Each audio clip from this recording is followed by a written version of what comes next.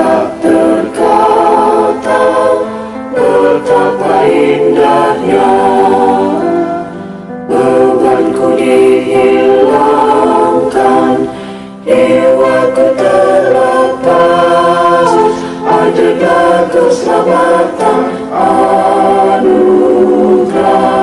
Tuhan. Ajaibnya anugerah Tuhan Yesus, lebih dalam dari laut besar, yang telah meninggalnya, yang sempurna bagiku, yang menutupi setiap celah, jauh bersalah dari dosaku. Besarkan nama Yesus yang terindah, pujimu. Ajaib anugerah Yesus, dapatkan yang sesat, olehnya diampuni semua. Shalom saudaraku, komunitas pemuridan yang setia. Kita jumpa lagi untuk belajar dalam pemuridan level 2, pelajaran 4, bagian yang ke-7, YouTube bagian yang ke-7. Dalam tema harga atau akibat dari suatu ketidaktaatan. Ya. Kemarin kita belajar tentang gaya hidup yang baru di dalam kerajaannya, yaitu taat kepada Raja yang baru. Dialah Tuhan yang berkuasa mutlak atas hidup kita. Nah, apa harga yang akan kita alami, atau apa akibat yang akan kita alami dari suatu ketidaktaatan? Kita akan belajar hari ini. Nah, mari sebelumnya kita berdoa. Ya Tuhan, Raja kami yang baru. Kami baru belajar tentang gaya hidup yang baru. Dan kami sekarang akan belajar tentang harga atau akibat dari ketidaktaatan. Terangi hati kami. Kami siap belajar dan siap mendengar, melakukan dalam nama Yesus. Amin. Nah saudara, jangan lupa hafal dulu ayatnya. Mazmur 119 ayat 9 dan 11. Dengan apakah seorang muda mempertahankan kelakuannya bersih? Dengan menjaganya sesuai dengan firman-Mu. Dalam hatiku aku menyimpan janjimu, supaya aku jangan berdosa terhadap Engkau. Oke, saudara juga hafalkan. Nah, lihat buku saudara di halaman 48. Oke, jangan lupa perangkatnya, Alkitab, buku, dan ballpoint. Nah, mari kita buka 1 Samuel 15. 1 Samuel pasal yang ke-15, ayat yang ke-18 sampai 23. Sebagai landasan melihat harga akibat dari sebuah ketidaktaatan. Ya. 1 Samuel pasal 15 ayat yang ke-18 sampai 23. Oke. Nah, saudara buka Alkitabnya supaya sama-sama kita melihat kebenaran ini. Jadi perangkat ini digunakan. Saya membaca.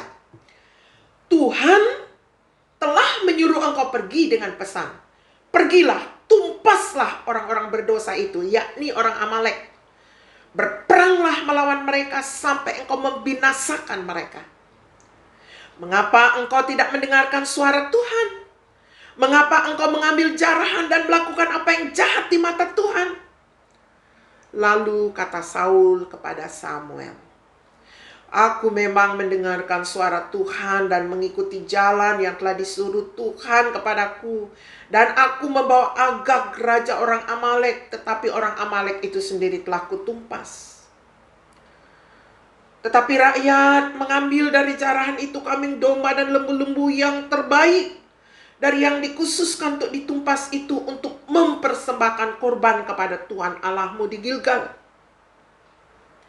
Tetapi jawab Samuel, apakah Tuhan itu berkenan kepada korban bakaran dan korban sembelihan sama seperti kepada mendengarkan suara Tuhan? Sesungguhnya mendengarkan lebih baik daripada korban sembelihan, memperhatikan lebih baik daripada lemak domba-domba jantan. Sebab pendurhakaan adalah sama seperti dosa bertenung, dan kedegilan adalah sama seperti menyembah berhala dan terafim. Karena engkau telah menolak firman Tuhan, maka ia telah menolak engkau sebagai raja. Nah saudara, apakah yang dikatakan Nabi Samuel kepada Raja Saul tentang ketidaktaatannya kepada Tuhan dalam ayat-ayat ini? Tuhan memerintahkan agar Saul menumpas semua orang Amalek. Semuanya. Tidak ada yang boleh tersisa. Tapi apa yang Saul buat? Rakyat dia tumpas, rajanya dia bawa pulang, domba-domba yang gemuk dan tamun dia bawa pulang. Tujuannya apa? Untuk persembahan. Nah, hal ini dikategorikan oleh Tuhan sebagai yang tidak taat. Jadi persembahan yang diberi dari hasil ketidaktaatan sama dengan pendurhakaan, sama dengan dosa bertenung, sama dengan kedegilan, sama dengan penyembahan berhala dan terafim.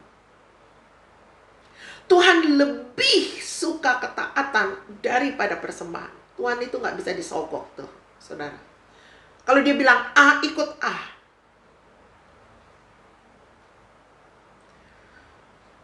Jadi bukan menjadi sebuah persembahan yang akan diterima oleh Tuhan ketika kita tidak taat. Sebab ketaatan lebih penting daripada korban. Nah, apakah akibat dari ketidaktaatan Raja Saul? Ayat ini mengatakan, ia ditolak menjadi raja. Lihat ayat yang terakhir. Karena engkau telah menolak firman Tuhan, maka ia telah menolak engkau sebagai raja. Hati-hati. Sesudah kita menjadi ciptaan baru, kita mengenal kebenaran firman Tuhan, jangan dengan sengaja tidak taat. Akibatnya fatal.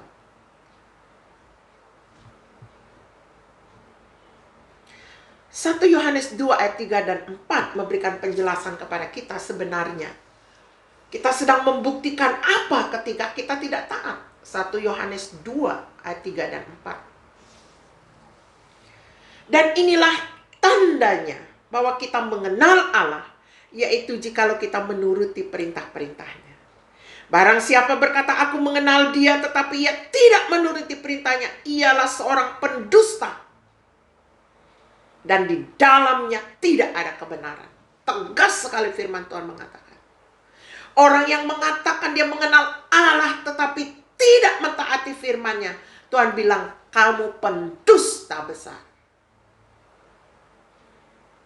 Jadi, 1 Yohanes 2 ayat 3 dan 4 memberikan penjelasan kepada kita. Bukti apa yang sedang kita tunjukkan apabila kita tidak mentaati Allah? Ayat itu mengatakan sesungguhnya kita tidak mengenal Dia. Makanya saudara, pada hari terakhir, banyak orang menyeru Tuhan, Tuhan. Tuhan bilang aku gak pernah kenal kamu. Karena yang kenal saya dan yang saya kenal pasti mentaati saya. Enyahlah kamu pembuat kejahatan. Jadi ketaatan kita sesungguhnya membuktikan apa saudara? Jadi bila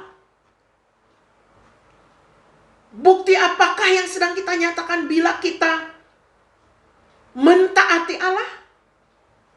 Kita membuktikan kita mengenal Allah. Jadi pengenalan akan Allah dan ketaatan kita berjalan bersama-sama. Ketika kita mendapati tingkah laku kita tidak sesuai, berarti kita seperti itulah pengenalan kita akan Allah. Wow. Ketaatan menunjukkan kualitas pengenalan. Nah, apa upah dari ketidaktaatan? Atau apa upah dari ketaatan? Ketidaktaatan tadi sudah kita belajar, upahnya ditolak sebagai raja. Upahnya persembahan nggak diterima. Belum kalau mati, neraka. Ya. Upah dari ketaatan 1 Yohanes 2 ayat yang kelima. Tapi barang siapa menuruti firman-Nya di dalam orang itu sungguh sudah sempurna kasih Allah. Dengan itulah kita ketahui bahwa kita ada di dalam Dia. Wow, upah dari ketaatan. Kasih Allah sempurna di dalam diri orang yang taat. Lalu orang yang taat itu memiliki keyakinan bahwa hidupnya betul ada di dalam Kristus. Oh, saudara. Saudara masing-masing harus membuktikan saudara ada di mana. Oke. Yohanes 14 ayat 23. Apa upah dari ketaatan? Yohanes 14 ayat 23. Jawab Yesus, jika seorang mengasihi aku, ia akan menuruti firman-Ku, dan Bapa-Ku akan mengasihi dia, dan kami akan datang kepadanya dan diam bersama-sama dengan dia. Jadi upah dari ketaatan akan dikasih oleh Bapa, dan Allah Tritunggal akan datang dan tinggal bersama orang yang taat. Amin. Yohanes 15 ayat yang ke-10. Apa upah dari ketaatan? Jikalau kamu menuruti perintahku, kamu akan tinggal di dalam kasihku, seperti aku menuruti perintah Bapa-Ku dan tinggal di dalam kasihnya. Jadi upah dari ketaatan apa? Tinggal di dalam kasihnya Yesus. Sama seperti Yesus mentaati Bapa, tinggal di dalam kasih Bapa. Yohanes 15 ayat yang ke-14. Apa upah dari ketaatan? Kamu adalah sahabatku jikalau kamu berbuat apa yang kuperintahkan kepadamu. Menjadi sahabat Allah. Amin. Luar biasa.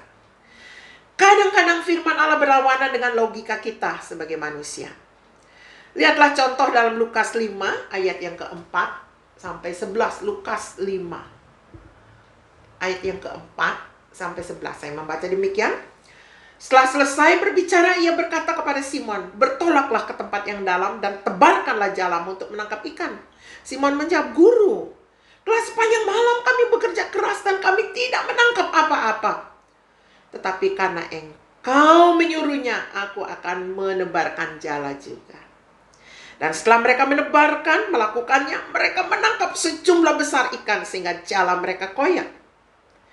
Lalu mereka memberi isyarat kepada teman-temannya di perahu yang lain supaya mereka datang membantunya. Dan mereka itu datang, lalu mereka bersama-sama mengisi kedua perahu itu dengan ikan hingga hampir tenggelam. Ketika Simon Petrus melihat hal itu, ia pun tersungkur di depan Yesus dan berkata, Tuhan, pergilah daripadaku karena aku ini seorang berdosa. Sebab ia dan semua orang yang bersama-sama dengan dia takjub oleh karena banyaknya ikan yang mereka tangkap. Demikian juga Yakobus dan Yohanes, anak-anak Zebedius yang menjadi teman Simon. Kata Yesus kepada Simon, jangan takut. Mulai dari sekarang engkau akan menjala manusia. Dan sesudah mereka menghela perahu-perahunya ke darat, mereka pun meninggalkan segala sesuatu, lalu mengikut Yesus. Nah, apakah respon Petrus terhadap perintah Yesus waktu disuruh tebarkan jala? Ya, Petrus mengungkapkan bahwa telah semalaman ia berusaha dan gagal. Namun kali ini sebab Yesus yang memerintahkan untuk bertolak ke tempat yang dalam dan tebarkan jala untuk menangkap ikan, maka ia pun taat dan berhasil. Nah, apakah hasil ketaatannya? Ya, ia berhasil menangkap ikan dalam jumlah yang besar sampai jala hampir koyak. Ya.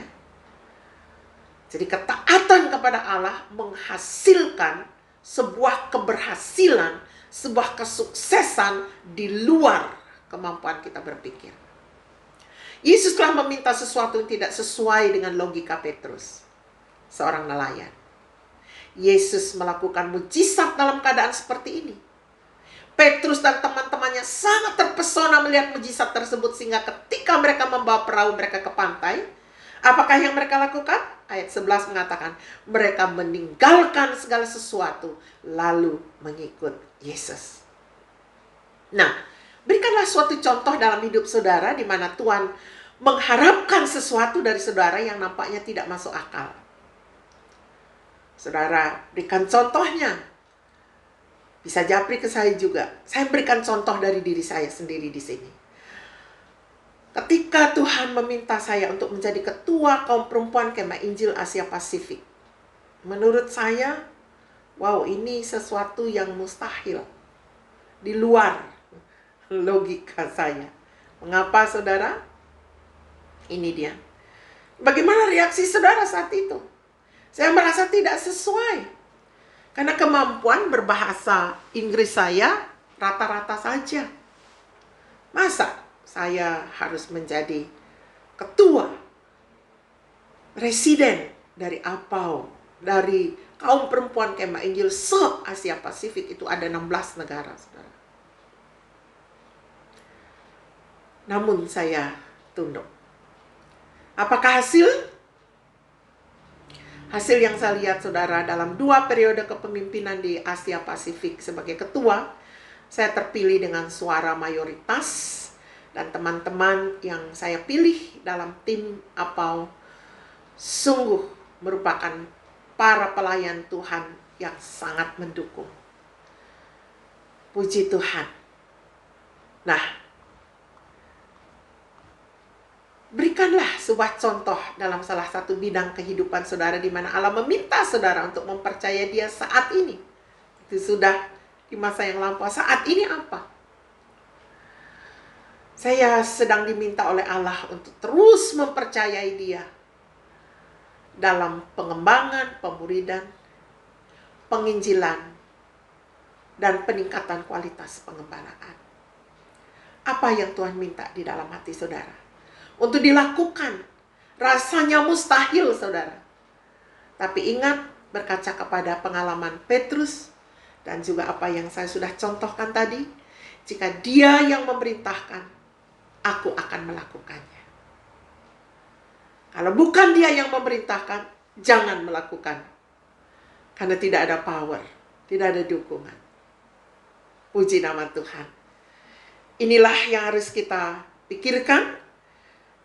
Harga dari sebuah ketaatan dan ketidaktaatan.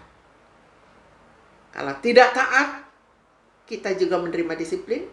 Kalau taat, kita juga menerima apa yang Tuhan janjikan. Amin. Mari kita berdoa. Tuhan, meteraikanlah sabdamu ini di hati kami. Terus menerus supaya suara ini mendengung. Bagaimana kami sebagai ciptaan barumu harus tunduk dan taat kepadamu sebagai Raja kami, Tuhan kami. Dalam nama Yesus. Amin. Sampai jumpa.